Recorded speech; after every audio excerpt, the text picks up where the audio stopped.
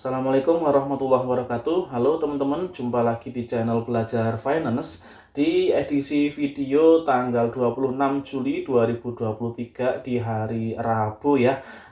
Kali ini saya mau sharing ke teman-teman apa yang saya baca tentang saham Klipan Finance ya, kode sahamnya CFIN.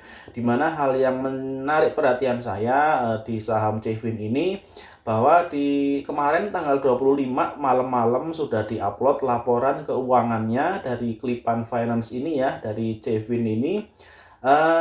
Kalau nggak salah jam 10-an malam, kalau saya lihat di website IDX-nya diupload laporan keuangan kuartal 2 2023 dan cukup mengejutkan di mana ada pendapatan yang sangat besar sehingga mempengaruhi laba bersih dari CFIN ya. Kenaikannya berlipat-lipat. Nanti kita lihat ya seberapa besar kenaikan pendapatan dari CFIN dan dari mana rupanya pendapatan yang sangat besar itu teman-teman. Oke, kita lihat dulu dari ringkasan EPS-nya ya, EPS atau earning per share atau laba bersih per lembar sahamnya. Nah, kita lihat saya ulangi lagi secara praktisnya. Untuk screening saham mungkin secara simpel dan cepat bisa kita langsung buka di aplikasi RTI. Kita lihat di bagian case statistik. Kita lihat kalau mau lihat laba perusahaan, kita lihat di bagian earning per share ya atau EPS. Dan untuk EPS dari CFIN ini di kuartal 2 2023 sebesar Rp137 per lembar sahamnya. Meningkat sangat tinggi dibandingkan kuartal sebelumnya 26 ya. Peningkatannya hampir 6 kali ya kalau nggak salah ya, dari 26 ke 137. Coba kita hitung teman-teman. Ya, dari 26 ke 137 ya.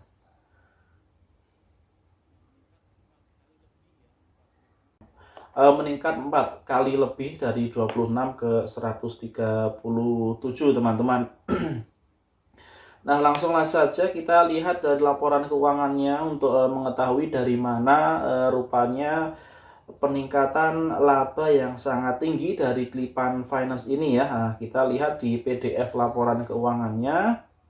Nah, teman-teman bisa cek di bagian laporan laba rugi ya.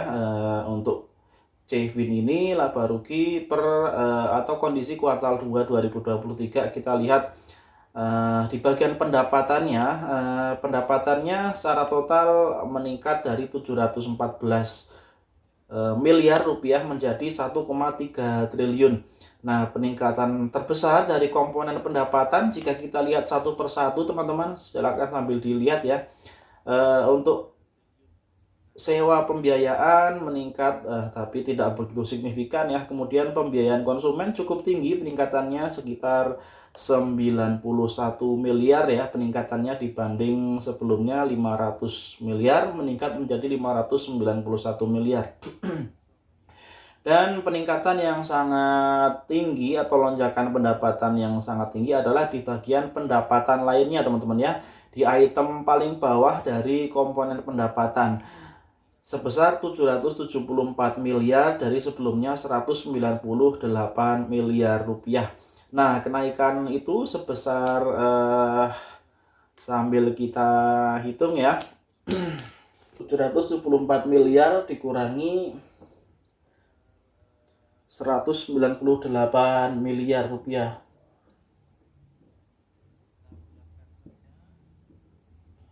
Nah, ini peningkatannya sebesar 576 miliar ya, sekitar 570-an miliar peningkatan pendapatan lain-lain dari CFIN ini. Dan ini membuat total jumlah pendapatannya meningkat dari 1395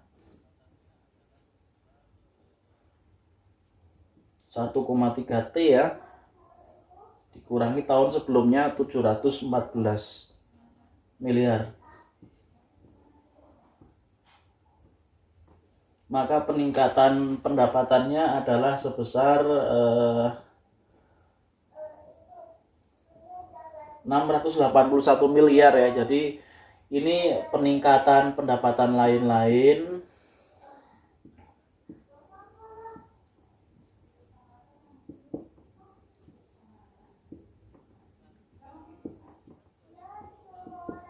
sedangkan ini adalah kenaikan pendapatan ya, plus atau kenaikan pendapatan.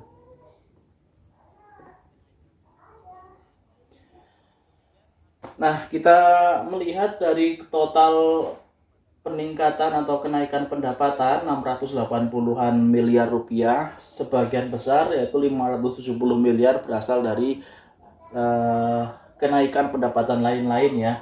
Namun demikian artinya masih ada kenaikan pendapatan selain pendapatan lain-lain ya, sebesar kurang lebih ini kalau dikurangkan maka selisihnya 681 kurangi ini sama dengan 50.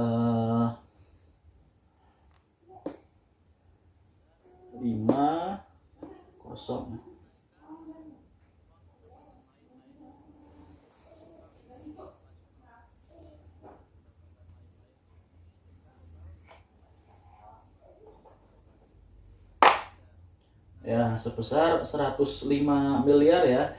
Ini kenaikan non pendapatan lain-lain ya, atau kenaikan operasional ya. Kenaikan operasional segini, ini kenaikan pendapatan lain-lain segini, sehingga total kenaikannya 681 miliar. Nah, kita akan lihat lagi pendapatan lain-lain ini terdiri dari apa. Nah, kita lihat di bagian catatan dari laporan keuangan ini ya. Nah, di situ ditulis catatan atau notes nomor 34. Kita akan lihat catatan nomor 34 itu bunyinya seperti apa, teman-teman. Kita lihat ke halaman di bawah ya, bagian catatan. Ya, ini dia bagian catatan atau notes, dan seperti dituliskan di atas tadi di laporan rugi laba. Di catatan 34 ya, apa itu pendapatan lainnya? Kita lihat saja di situ pendapatan lainnya yang sebesar kenaikannya sebesar 500-an tadi ya, yang totalnya 774. Nah, ini totalnya 774 ya, nilainya klop ya, sesuai dengan yang kita tulis tadi. 586 miliar rupiah itu komponen terbesarnya. Dan itu adalah item penerimaan kembali piutang yang dihapus buku. Ini artinya barangkali kurang lebih ya kalau saya menafsirkan dari catatan ini. Jadi ada piutang dari Cevin ini, dari Klipan Finance ini yang sebelumnya sudah di write off ya, sudah dihapuskan atas piutang tersebut. Nah, atas upaya perusahaan, atas upaya manajemen, ternyata piutang tersebut ya yang tadinya sudah dihapuskan itu akhirnya bisa cair ya, bisa ditagih dan terbayarkan atas piutang tersebut. Akhirnya atas pembayaran piutang tersebut dimasukkan ke pos pendapatan lain-lain ya yang nilainya sangat besar.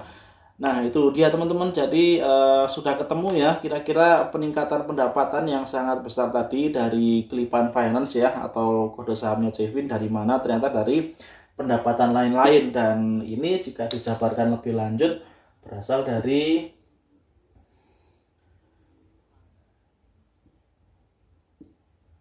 penerimaan piutang yang tadinya sudah dihapuskan ya.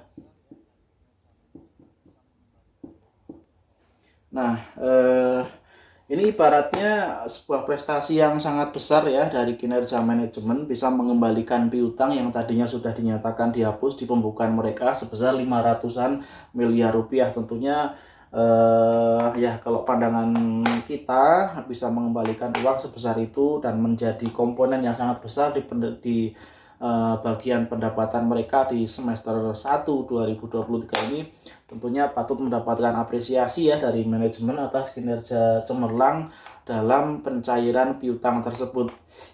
Yang namanya piutang sudah dicatat untuk dihapuskan, tentunya sudah tidak menjadi prioritas untuk piutang tersebut bisa terrealisasi untuk dibayarkan ya atau menjadi penerimaan. Namun kenyataannya ternyata bisa terbayarkan. Nah, namun yang perlu kita cermati dari pendapatan seperti ini, bahwa pendapatan lain-lain yang berupa item penerimaan dari piutang yang tadinya sudah dihapus bukukan itu bukan merupakan pendapatan rutin ya. Jadi pendapatan yang sifatnya insidental, bisa terjadi suatu waktu, namun tidak ada jaminan itu akan terulang lagi di periode-periode yang akan datang. Maka tidak bisa dijadikan rujukan untuk proyeksi pendapatan di tahun-tahun berikutnya ya. Barangkali efek yang bisa kita lihat adalah jika ada pendapatan yang sangat besar di tahun ini dan perusahaan tidak ada rencana dalam waktu dekat untuk melakukan ekspansi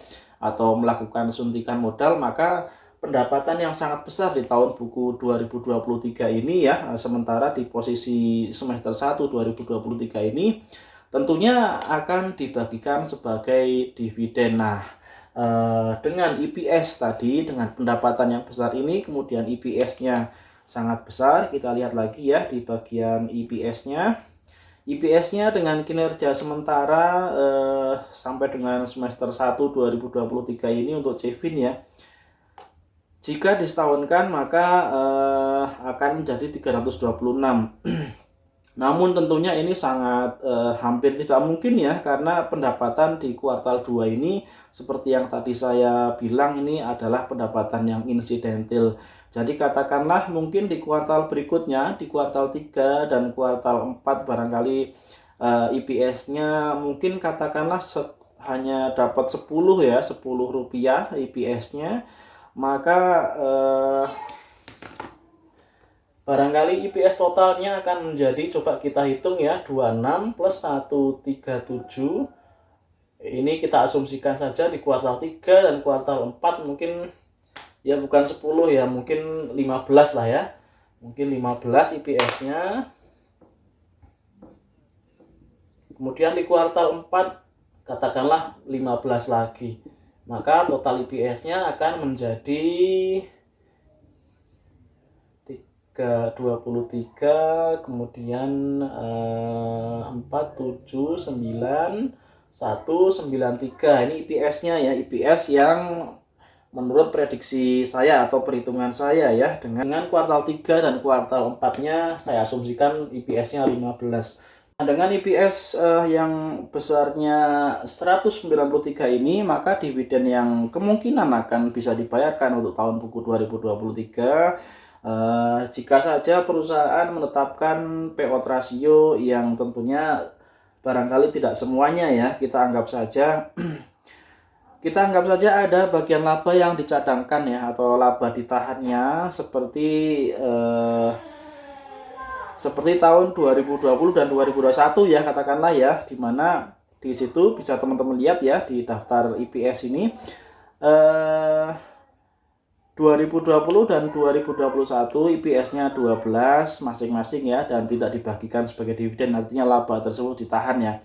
Nah, kita asumsikan laba ditahan untuk 2023 sama ya, 12 ya. Oke, 12 sebagai laba ditahan. Maka laba yang dibagikan sebagai dividen dengan angka yang saya hitung seperti ini, kemungkinan atau diprediksi bisa sebesar 181 rupiah. Ini tentunya masih hitungan kasar dan masih sangat jauh ya, masih sangat lama untuk dividennya. Ini hanya prediksi dan hitungan kasar saja. Nah, dengan dividen sebesar ini dibagi dengan harga saham sekarang ya, 181 dibagi harga saham Cevin hari ini 685 ya. Maka yieldnya sebesar yieldnya sebesar 26% ya. 26,42%. Nah, ini dividen yieldnya ya tahun depan. Kalau asumsinya seperti ini, asumsinya masuk seperti perhitungan saya ya. Itu teman-teman sekedar hitung-hitungan kira-kira efek dari pendapatan lain-lain yang sangat besar di kuartal 2 2023 ini ya, yang dicatatkan oleh Kelipan Finance atau Cevin. Dan secara fundamental bagus ya, terbukti EPS di kuartal 2 tetap bertumbuh ya, bertumbuh 105 miliar. Ini sudah dikurangkan dari pendapatan lain-lain ya, artinya pendapatan yang operasional 105 miliar pertumbuhannya ya, pertumbuhannya atau kenaikan dibandingkan dengan kuartal 1 2023. Dan secara valuasi juga masih murah ya, PBV-nya kalau nggak salah masih sekitar 0,5. Kemudian juga akhir-akhir ini ada sentimen yang trennya sedang bagus, di mana LKH walaupun sudah jualan ya Pak Lo Kehong sudah jualan, namun masih memiliki saham Cevin ini teman-teman. Oke, itu saja barangkali untuk sharing saham kali ini ya, tentang Kelipan Finance atau Cevin. Adalah hal yang menarik ya, bisa membukukan pendapatan sebesar ini, namun yang harus diperhatikan adalah ini bukan pendapatan yang bisa diproyeksikan atau ditargetkan secara rutin dalam tahun-tahun ke depan ya. Jadi ini sifatnya insidental saja. Ada peluang juga hal yang mungkin bisa kita harapkan, bahwa dengan pendapatan yang besar di tahun ini, maka pembagian dividen di tahun buku 2023 yang dilakukan di tahun depan juga kemungkinan akan besar juga untuk dividennya ya. Namun kita belum tahu. Dan ya kalau mau beli sahamnya mungkin kalau dari saya pribadi sih bisa, ini tentunya sentimen yang sangat bagus ya, jadi bisa dimanfaatkan peluang ini. Namun tetap seperti yang saya sampaikan di video-video sebelumnya, jangan all in ya, belinya secara bertahap aja. Jadi kalau ternyata prediksinya atau analisa dari teman-temannya atau keputusan untuk buy-nya tidak tepat, masih bisa ada kesempatan untuk melakukan averaging down. Tentunya juga dikombinasikan dengan beberapa emiten lain ya dalam susunan portofolionya. Jadi jangan hanya satu saham saja, tapi dikombinasikan dengan beberapa saham lain yang lainnya ya. Walaupun jangan terlalu lebar diversifikasinya untuk memaksimalkan keuntungan ya, tapi jangan juga hanya satu emiten ya, untuk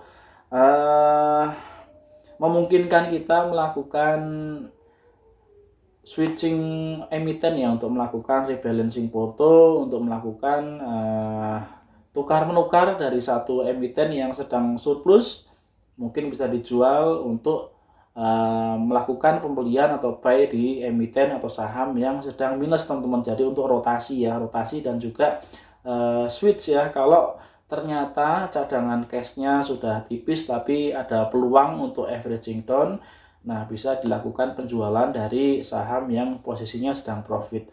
Oke, itu saja. Terima kasih teman-teman yang sudah nonton. Barangkali ada salah kurangnya saya minta maaf. Mudah-mudahan video-video saya bermanfaat ya. Kalau suka silakan teman-teman like dan di subscribe channel ini, karena kedepannya saya akan sharing-sharing lagi beberapa hal tentang saham-saham yang mudah-mudahan bermanfaat. Assalamualaikum warahmatullahi wabarakatuh.